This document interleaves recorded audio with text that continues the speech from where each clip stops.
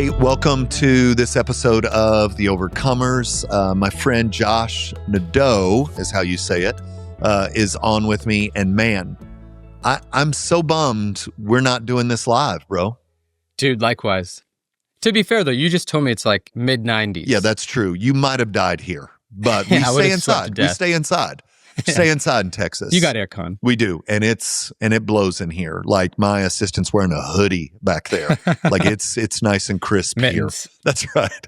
So Josh and I, man, we've been chatting back and forth on Instagram for a couple of years now. Usually just pictures of cigars, dialogue about books and beauty, and man, let me just say, I have loved watching how the Lord's using you in this season. I think you're a unique mix of brilliant intellect with kind of a creative output, a way of communicating that intellect that's super unique. And so I find myself wishing I had some of what was on you. And Dude, so I appreciate that. Yeah. It's too kind. I saw this meme the other day that was like, men get so few compliments that when they get one, they take it to the bank. And I'm taking that one to the bank. Take it to the bank. Also, I'll be pretty Canadian and be like, hey, thanks. That's enough. We don't need to gas me up. I do appreciate it, though. I love I do love the space. I recognize and have come to recognize that there is not a lot of, like in an artist space, so I'm an artist and a writer, there's not like a lot of traditional depth for Christianity in that space. That space is like typically very open, very edgy, very on the fringe. Yeah. Which is great for artists. That's kind of what you want. That's what artists in one sense are supposed to do. And so I do recognize I've carved out a pretty weird space, but then it's been great. Yeah, it seems it. Here's what I'd love to do.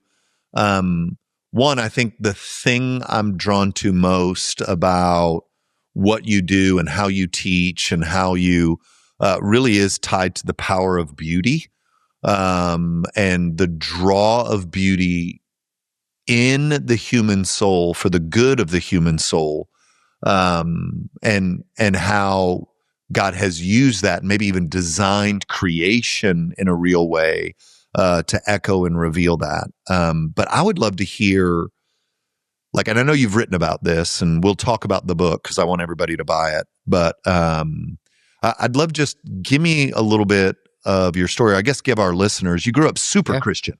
Super Christian, born and raised, dude. We did became a Christian when I was like 6. Watched the Jesus movie, tears in my eyes. Want to be with that guy. And then when we did family devotions and stuff, family devotions for me was like Louis Burkhoff. It was we did Grudem systematic theology. So when I was in Sunday school, people were like, hey, we're like learning about loaves and fishes and we're flannel graph on Sundays. And then like Monday morning, we're like, okay, pater is the Greek word for God the Father. And I'm like, okay, pater. We're going to go through atonement theories and family devotional. Totally. And then like it like eventually became, we did R.C. Sproul's Table Talk. That was good. That's good. And so like I just was born and raised in the church. And then my dad became a pastor when I was 13. And where's home? Home. So where they're at is just outside Toronto. Okay. So we moved around a bit, but like smaller towns or the countryside outside Toronto. And then my dad became a pastor when I was 13. He was a cop. And so I got it from both sides. My dad told me when I was a kid, he's like, if you rebel, I got men on the street. And if they catch you, I'll get them to bring you here. And you'll have hell to pay with me first. And then we'll let the law deal with you. That sounds very Gen X to me. That sounds like my dad. Yeah. You know, like I'm an elder millennial, I think. And so I'm 36, turned 37 soon. I like that old school thing. I mean, I've got 2 kids right now, and I'm not going to cast too many aspersions on different parenting styles. Everyone does what works for them, and each of us has to do our best with our kids.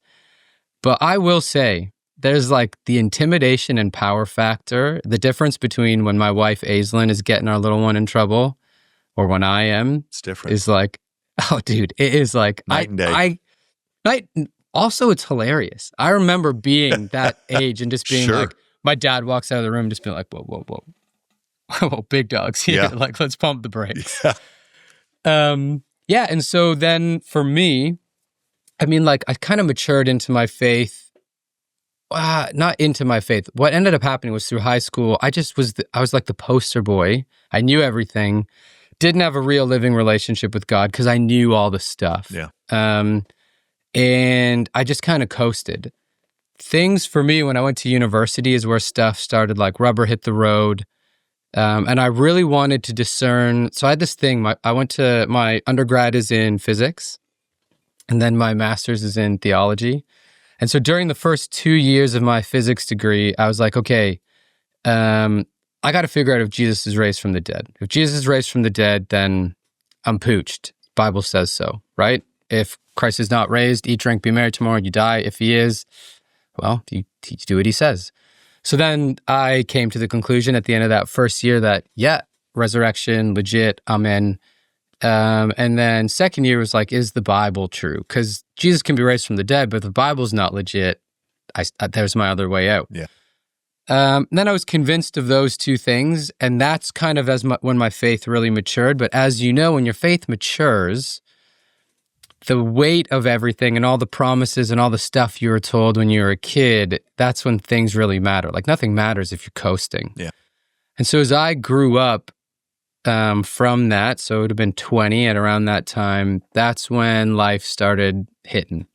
And so how does life hit you? Like punches you in the face, slow kind of like, yeah. Let's talk about how life hit you. So you're still a young guy. Yeah, young guy. You're kind of off by yourself at uni. Mm-hmm. And how does that start to happen? How does life start to happen? Yeah, I think it was mostly just like the slow fade. So when I moved to Toronto to do my master's, it was this moment of like, I'm really alone. I'm separated from everyone. I can carve my own path. I was 22 at the time, single, and just all the stuff about being a young man. And because of the way my mind works, I couldn't settle for platitudes or truisms or little slogans that people were feeding me. And then I recognized if I wanted to fit in at church, there were ways to do it. And one of them was to avoid where I was really at. Okay. It just like wasn't a place where people were either comfortable with it. Maybe I pushed up against the edges too much. And so I'm also a big reader. And so lots of literature framed my conception of stuff, getting to work through the big ideas of life, the big philosophical problems.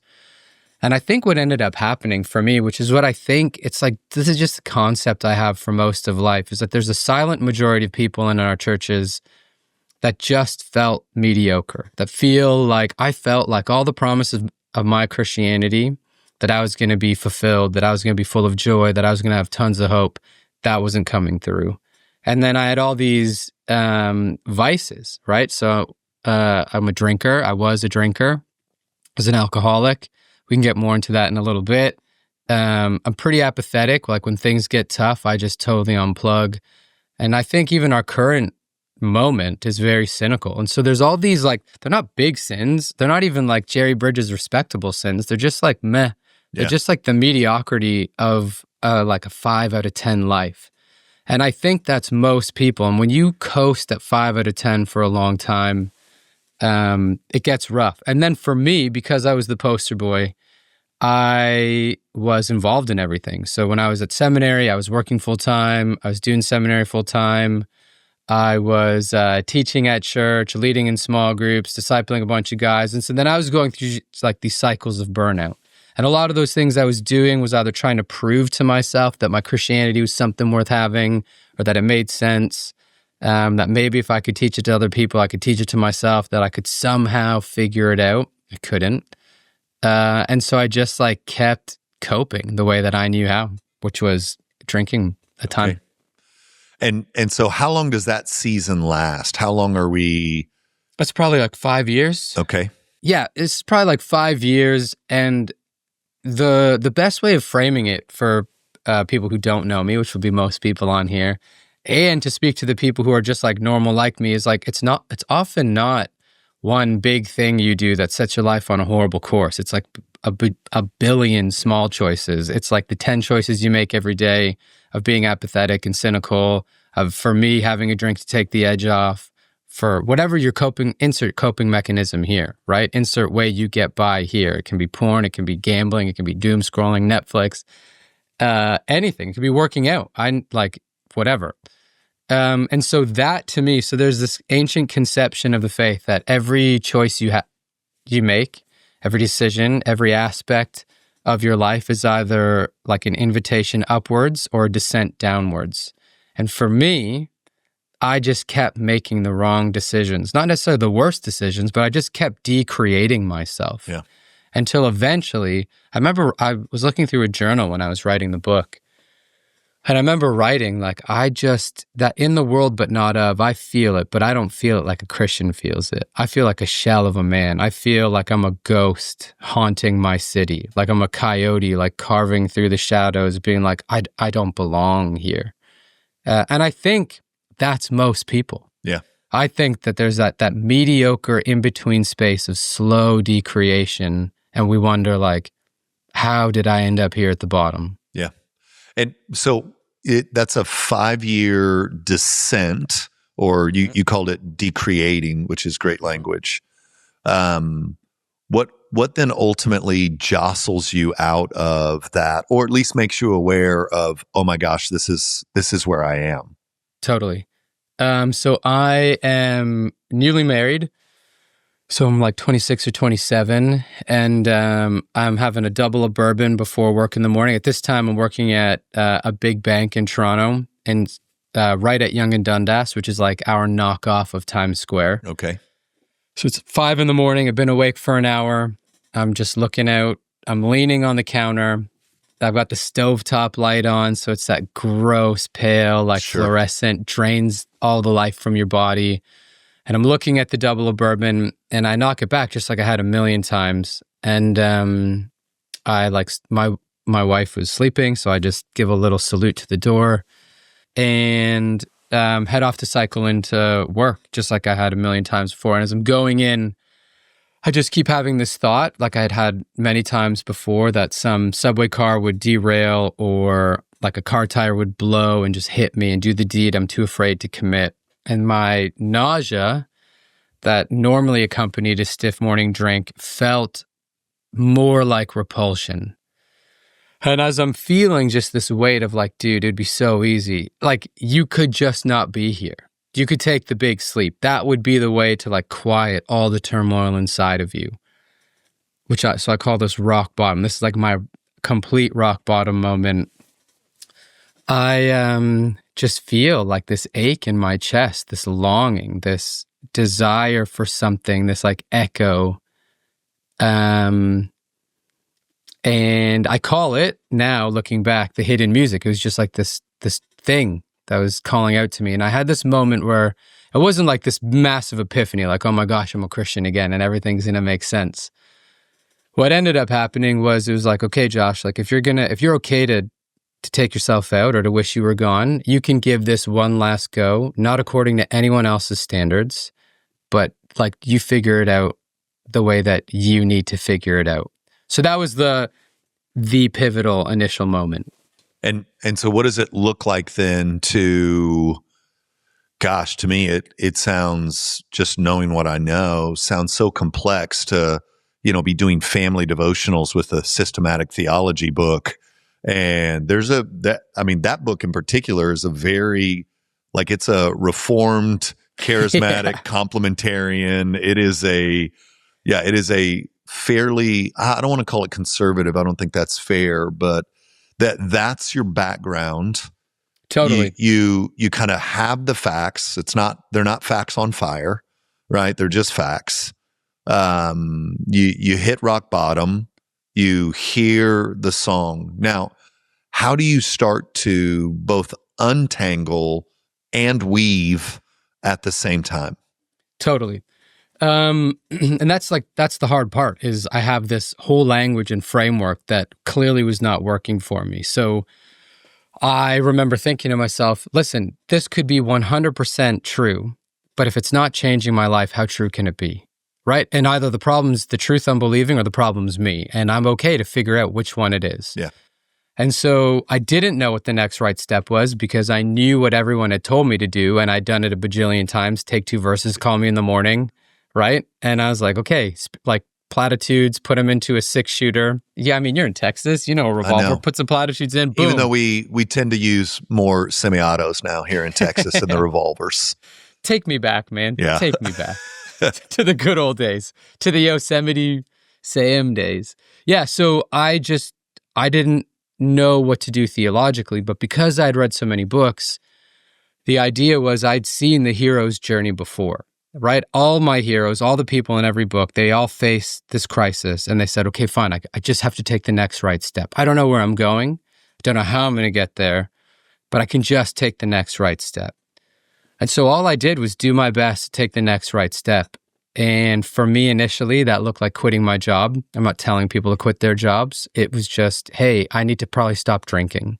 I can't keep drinking as a coping mechanism to the pain going on in my life. I'm either going to have to feel it and heal it or cope all the way. And I don't want to cope all the way. And so I quit my job. I picked up a gig as a delivery guy, a food delivery guy on my bicycle.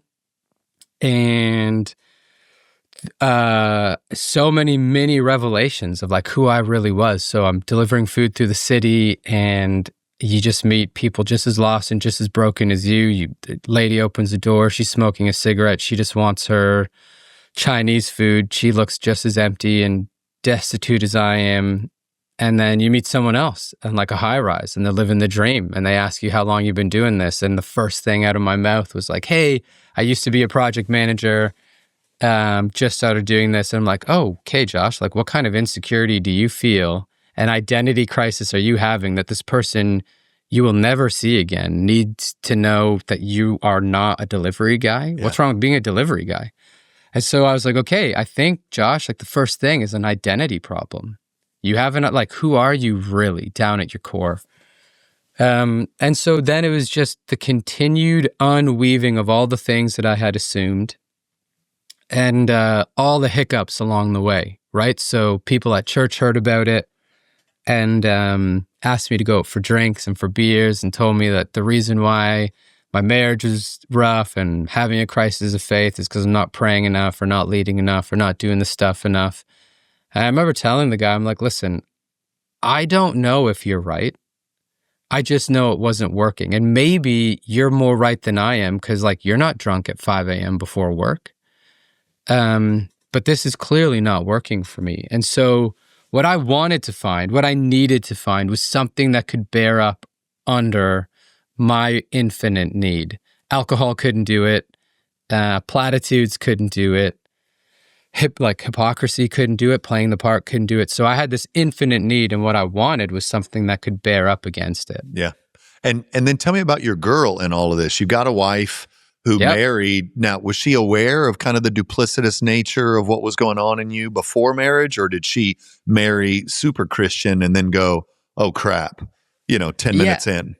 Probably a bit of both. Okay. I didn't know too much about myself. So this was a time like before like mental health was a thing dudes talked about. Mm-hmm. Or anyone talked about. And so she knew a little bit, like she knew I was a drinker. And I just think she would have never even assumed it was alcoholism. Yeah. She knew I had questions, but I'm like having deep philosophical questions. And she's like, yeah, okay, let's go do our thing. And I did for the most part until like these rock bottom moments, like I just towed the line. So one of the things that I recognized in myself was this idea that as a man and as a Christian and with my, say, particular set of giftings or direction in life, that I should just be able to bear up any load. That's like my value and my worth is like, listen, Josh, you can sleep 4 hours a night, 5 hours a night. You can date your wife. You can go to school full time. You can work full time. You can do all the stuff. And if/when you fall apart, that's a weakness in you. So let's get that together. And so I think as things started falling apart, things started coming apart at the seams, she realized it. And I'm very blessed. She's amazing. She was just along for the ride.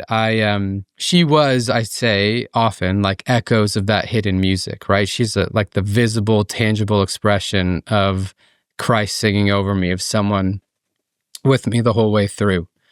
And then you'll resonate with this too, was like, I got into boxing. I did martial arts a ton growing up, but boxing was one of those things where for me, it was just at first is a place where I was like, hey, I've done this before. I need a place to clear my mind, start thinking. I just don't need to think. I don't need to solve all the problems. So going to the boxing gym just became a framework of understanding what life could be like. And I'll explain. I walk into the gym, and I'm sure you felt this day one going into the jiu-jitsu gym, and you're just like, I'm top dog other places. I'm bottom rung here. It maybe even lower. Yeah, dude, I'm dog food. Yeah. So then I have this thing where I refuse to go to a state-of-the-art gym. And so I found a rough gym on the rough side of town. The girl behind the desk, she was smoking when I walked in. And it was like blood Nothing stains. says fitness like yeah, totally, right? Smoking this is like, in the lobby. This was not mama's like boxer size class. This was like blood on the mat, old leather, chain, smelled like tin. I was like, okay, this is the spot. And then when I went back that night to train, I was like, oh, these are the people who come to this spot, and I am not one of them. Yeah. And so I had this moment of like, hey, I know what this is like, right? I can either fake it and do what I did at church. I can leave. No one knows me here. I can't leave church the same way. Or I can just kind of come in as I am. And I was like, fine, I'll just go in as I am. And there are these moments where you just like, through your body, feel your weakness and work with people who train you up in the way you need to go. So eventually I'm there for months, feel your body get stronger. You know your body's getting stronger. You're sweating less. You can do more push-ups. You're doing more skipping. When it comes time to sparring, you're getting clipped less, right? I'm not going home with split lips and a bloody nose every night. I'm going home and I gave someone the split lip and the bloody nose. You're like, okay, I'm getting it. And the reason is coach stays with you after class and he says, you want to know why you keep getting clipped? Because your shoulders, like your hands keep dropping. Your shoulders are weak. Let's get your shoulders strong. Want to know why you can't dodge that or slip this? It's foot placement. It's everything. And I remember one night I'm cycling home and I just have this thought to myself. I was like, how come we don't do discipleship like this? How come we don't let it be this deeply embodied thing where my body reveals my weakness, where someone is living life with me up close and they're paying attention to the things that are catching me. And they're saying, listen, here's how you fight back. Here's how you defend. Here's how you get stronger. And so that began to give me this framework of embodiment that I think was the thing that was missing. So then after I go with beers for that guy and he condemns me for not doing these spiritual rhythms and spiritual practices, I'm just like reflecting on my life and trying to put all these pieces together. And I remember a time when when I'm doing my master's, we have to write these papers. I'm writing a hermeneutical paper on Moses' song or something. And at the library at the school I went to, there is this special seats for master's students. So you could sit there, no normie bachelor degree people could take it for you. And so we're there late one night. It was a small school. The librarian gave us a key and he's like, stay as late as you guys want, lock up when you're done. So it's like 8:00 at night and I start getting hungry. And so I say to him, I'm like, dude, you hungry? Do you want to go get something to eat? And he asks me, hey, are you hungry? And I say, oh yeah, like I can get up out of the Hebrew and get into another kind of brew. And he says to me, after like laying this foundation, oh dude, I'm not actually hungry. I'm just feasting on this passage. And I was like, okay, so cool. I'm going to go get a burger and some beer. Like, what did you need to piety signal to me? And I remember putting all these pieces together, just saying to myself, I think the world that I'm living in is functionally Gnostic. We live in a place where like the body doesn't matter. Your body is going to lie to you. Your emotions are going to lie to you. Everything, all the cravings of your body and urgings of your body's just the machine to carry your soul and brain around. If you want to heal yourself, you need the secret knowledge, which is like the Gnostic idea of gnosis, the secret that's going to save you. The material is just a prison. One day when you go to heaven, you're just a disembodied dude floating in the clouds. And I was like, oh, I don't think anyone would call themselves a Gnostic, but functionally, this is how we deal with everything. right? We want to talk about like, hey, yeah, I desire God, but the only ways I do it are like prayer. And there's nothing wrong with prayer as long as you can root it in the body and through the body and learn that. It needs substance, it needs flesh, it needs incarnation. And so for me, this opened up completely new avenues to explore what it meant for me to be a Christian, what it meant for me to like not just live a life of prayer, but to incarnate prayer, what it meant to live a life of virtue, but incarnate virtue, like virtue in the flesh, not just virtue in the spirit or in my brain. Yeah. I'm currently rereading The Way of the Pilgrim. And one of the things that the book opens up with is just this concept of constant prayer and how we do it and how we think it's an answer when we can give all these theological definitions to it. But what we really need to do is live inside the life of prayer. You need to embody the life of prayer. And so that was huge for me, the embodiment issue. Yeah. And then, so did that take you, if I'm thinking kind of embodied theology, does that take you Eastern Orthodox, Catholic? Yeah. Listen, I'm a happy Reformed guy, but I'm also painfully aware of some of the things that Reformation cost us in regards to beauty and in regards to some of the things you're talking about now. Mm-hmm. Yeah. So when I was in seminary, I went to a Reformed Baptist seminary, and I'm neither of those things now, as I'm sure the icon of Jesus gives away right there.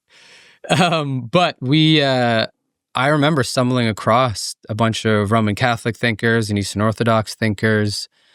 And this comes later on in the story, but like I'm starting to ask the questions. And then a couple years down the road, my wife and I are living in Spain. And we can get there when we get there. And I remember stumbling across John Paul II's Theology of the Body, which is like a 700-page tome. And the kicker in there is that the body reveals the soul. Your visible body reveals invisible realities. It's why Christ is incarnate. It's why he says, if you've seen me, you've seen the Father. Christ is the visible representation of God the Father. If you've seen him, you've seen the Father. And so I then could look at my body. When I was going through all this stuff, I could look at my body, all the cravings of my body, all the desires of my body, and I could see who I really was, right? What am I craving? If I'm craving the good, awesome. If my body has a deep desire for some vice, right? So like when I wanted to numb with alcohol, my body's telling me I need healing, right? Something's broken, Josh. You don't know what it is. You are looking for healing, for satisfaction. And there are reasons for all those things. For me, it was not understanding the love of God. And we can get into that a ton. My body revealed it. Now, I numbed it. I disparaged my body. So one of the things that the Gnostics did, there's two options. You're either a hedonist if you're a Gnostic, because like, who gives a shit about the body, right? It's immaterial, it's garbage anyways. Eat, drink, be merry, tomorrow you die. Or you're this ascetic, where like you just torture your body. And I think I tended between both. And I know that our culture is like an example of both. How many people do we know be like, hey, I don't care about my body. No one taught me to value my body. So I will indulge every selfish passion I have. And then we also live in a culture where it's like, hey, the body's the only thing I got. If I can't show it off on Instagram, on TikTok, on socials, if I can't take these drugs, if I can't wear these booty shorts, whatever it is, I got nothing. I have zero identity. And so my body, all these things just became a signpost for who I really was. And I started listening to my body. I started saying like, okay, Josh, when you feel these things, when you want these things, when your body is feeling like panic, tight, scared, whatever, broken, alone, when you feel disconnected from the world, like, why do you think you feel empty? Maybe you are empty. Yeah. And what does it mean to be full? And don't just settle for a platitude. Like, you know that the platitudes weren't filling you up. So find something that's going to fill you up or else you don't make it. So the embodiment problem for me was just like this complete framework and finding John Paul II. And then part of it was just like I said earlier, like, listen, I was close to calling it quits. And for me, I just wanted to have the courage to say, I'll give this one last shot. And so be like, listen, everyone in the world around me, the world I was in was like, listen, don't listen to your body. Your body's really bad. And I'll be like, listen, I tried doing it that way. I'm going to listen to it for a year, 2 years, 3 years. And like, it worked out really well, to be honest. And like, I know that rejecting this idea of like body bad, soul good. The solutions to all of our problems are these like esoteric, disembodied spiritual platitudes is never going to help us get through life. We need flesh and blood. That's good. How could you, like somebody who's listening, that these are like brand new concepts? What are kind of baby steps to listening to the body as it reveals the soul, as John Paul II? Yeah, rightly said. The dude's a genius. Yeah. The first one is, and not to gas myself up, read my book. And I mean that in the sense of like, I wrote it as like a catechism for the disenchanted. I wrote it with the mindset that, hey, this is going to be new territory for a ton of people. And I didn't write it as a theological tome. I wrote it as a story. Yeah. I wrote it as a story because of the beauty thing, and we can chat about that more too. I wrote it in such a way that like I can take you through the embodied journey of asking the questions, of putting language around the things your body has felt for years and just helping you go through it. Again, not to gas myself up, I'm not this guy. One of the things that I've had to learn to process is getting these really kind messages from people about reading the book. And the one that means the most to me, other than stuff about craft, because I love writing and it's my favorite thing to do, is people saying like, hey, you put language around stuff that I haven't or maybe could never put language around. And so that's the first one. My book is literally the introduction, and it will take you through Room for Good Things to Run Wild. The second thing is like just baby steps, right? Like you don't need to listen to your body all the time. You don't know if you can trust your body yet. Yeah. And you don't know if you have like enough virtue to discern what your body wants, right? So like you can feel this like primal craving. Like say, for example, before we were chatting about stag's head up on the wall. You can have a primal craving. You can orient it towards the good of stewarding God's creation well and feeding your family, or you can like kill someone in the street. That's primal. Yeah. One is good and one is not. And so virtue becomes, so for me, virtue became, I really needed to discern what it looked like for the virtues to be embodied. And so I just decided that, hey, there are the theological virtues. I was like, hey, we're just going to use those. So any moment you ever have where you're not sure what you should do, are you being chased? No? Then figure out why your body is craving that lust instead of chastity. Figure out why your body is craving wrath and anger instead of love and joy and peace and patience. You're feeling greedy? Why greedy instead of benevolent and generous? Like, your body can become a signpost if you have the internal fortitude to say like, hey, listen, I will measure this up against a rock solid virtue. So in Rome, you have like these levels of spirituality. And I'm not Catholic, by the way, but I've read a lot of Roman Catholics, just in case, whatever. So in these levels, and people can agree with them or not agree with them, it doesn't matter, but it just goes to show the reality of what the spiritual and virtuous life looks like, is like, putting sin to death, take John Owen and like the mortification of sin, that's step one. Vivification of the virtues is like step two. And like they have 7 steps of what it looks like to be an exemplar of the virtuous life and be in union with Christ. And so they have 5 more. And then for me, this idea of like, hey, the purpose of life is to become a saint.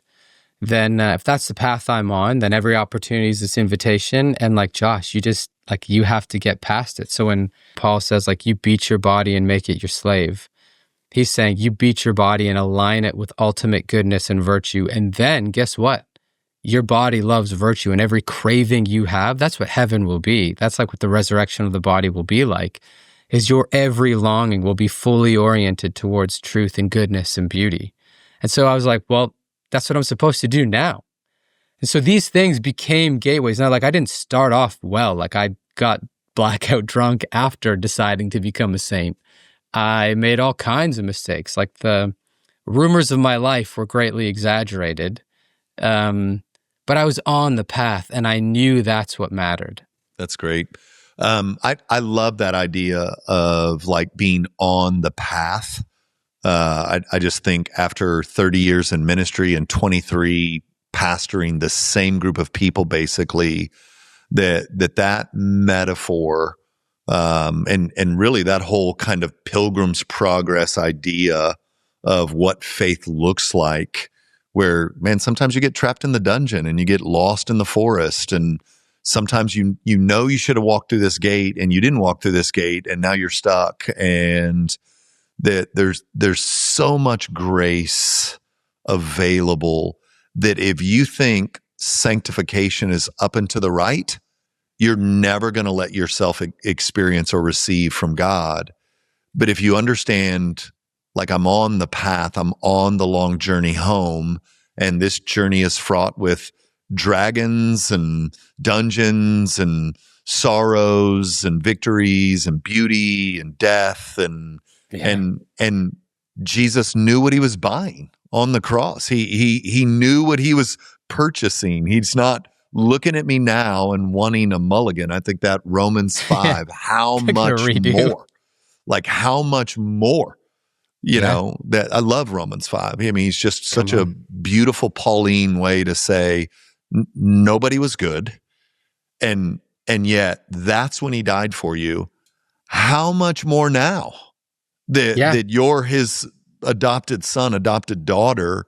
Does he love you than when he first adopted you while you were at your worst? Like, I love that passage. I just wish I could just infuse it into the soul of people who feel stuck or who are stuck checking boxes without the connection. And man, I've got some of my own story in there where kind of the big lie in my soul's always been, I'm useful, not necessarily lovable.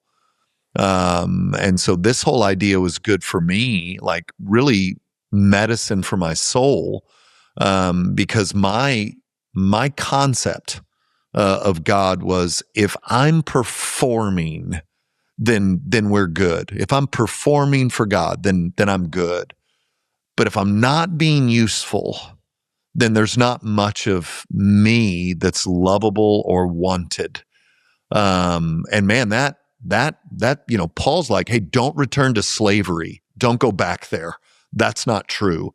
And so the journey, I've always been drawn to the idea of long journey home, being on the path. Mm-hmm. That's the safe place. Not doing great, being on the path.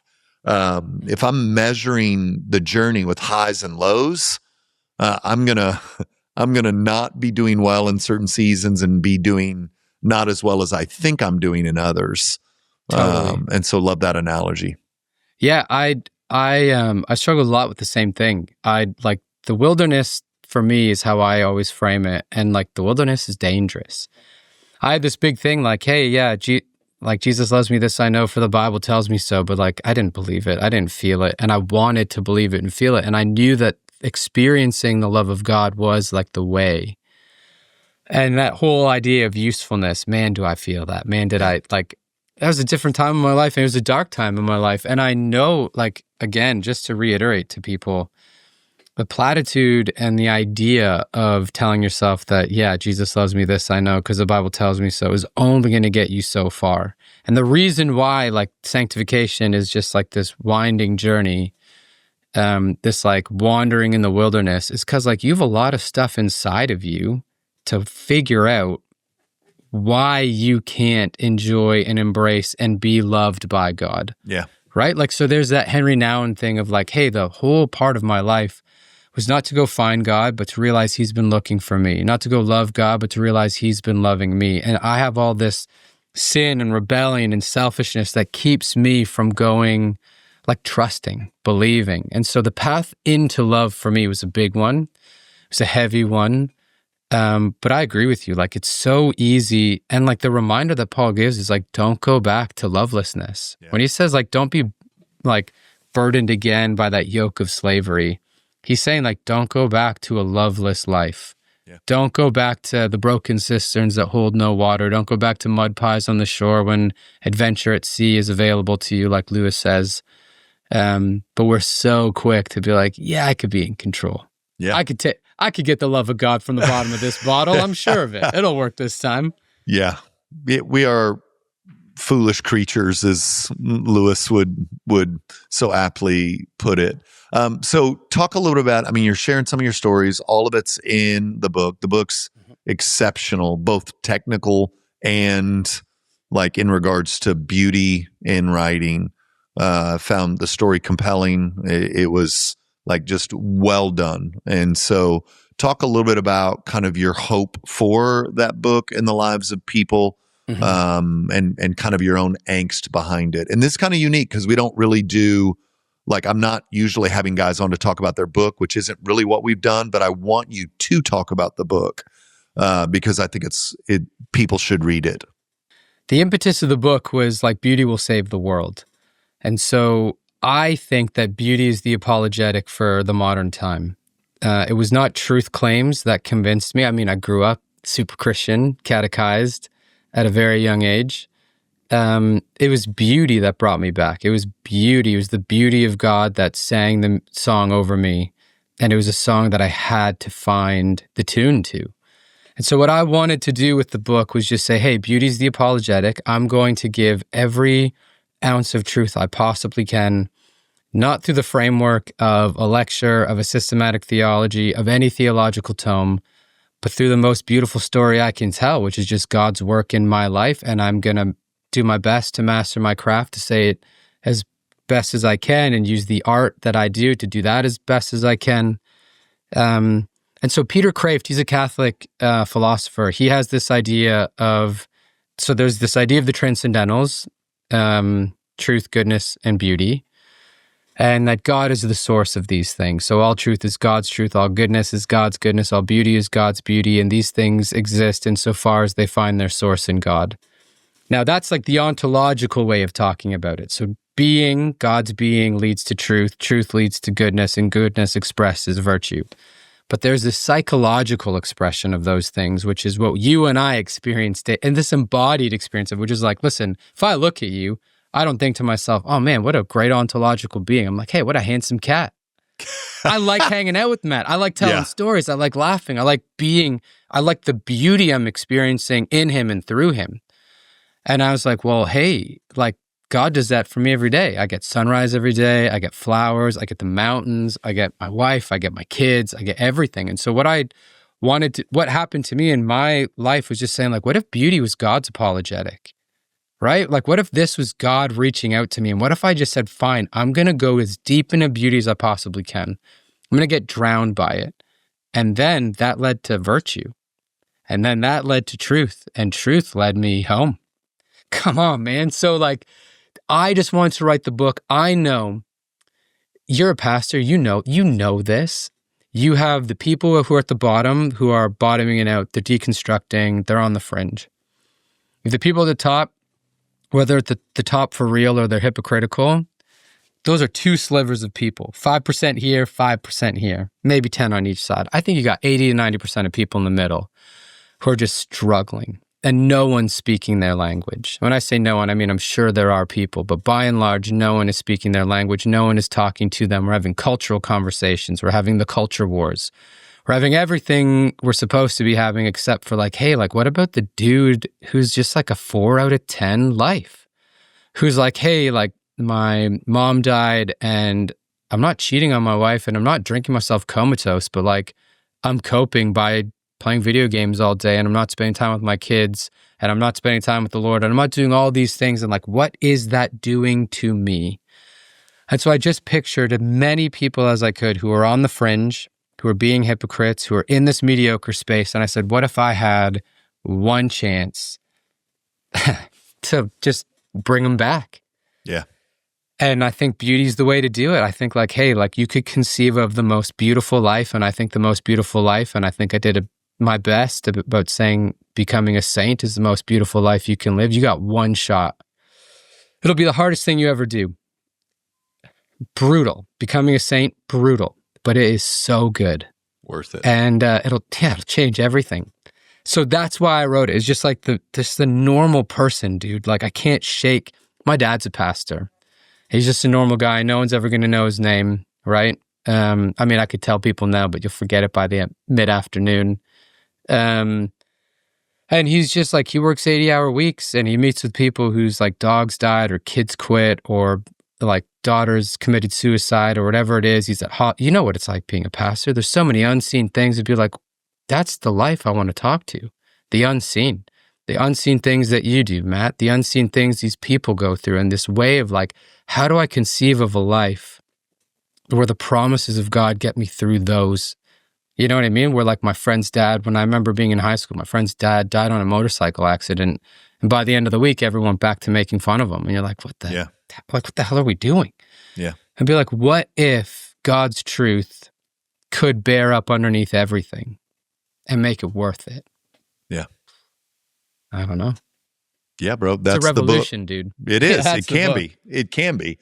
So yeah, if you're listening to this podcast, and my guess is like you got a little bit of that in you if you're listening to this podcast. I mean, what we're talking about usually is overcoming these things, not wanting to be a 4 or 5 if abundant life is offered to us. And so not easy life, but real life. And so, man, I commend the book to you, and man, commend Josh's art, and he's a great follow on the gram, and unless he's fasting from it or, coming soon. But yeah, coming soon. Great Substack. And so again, I'm not trying to be Flavor Flav to his Chuck D, but Come on. Just, I would, yeah, that was my time, boss. That was my time. So, man, thank you for joining me, man. I was looking forward to this one day, face to face,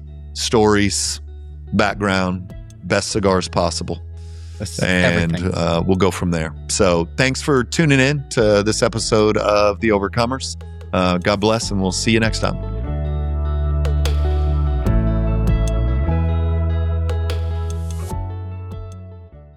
Hey guys, thank you so much for tuning in to The Overcomers. I just pray your heart is always encouraged in the Lord. Really, the ministry I feel God's called me to in this season is to be one that's encouraging you, telling you the Lord sees you, reminding you of the opportunities that we have as the people of God in this day. And so the Overcomers podcast is one of the ways I do that. Another way is that I'm sending out a monthly newsletter. And in that, I've got a little audio link for kind of things I'm thinking about and wrestling through that I'm not necessarily preaching on. And so in the show notes is a link where you can go and sign up for that monthly email. And so, man, if The Overcomers is encouraging you, I would encourage you then to click on that link, sign up for the newsletter. And it's a way for me to further encourage you as you seek to live as overcomers in this current moment.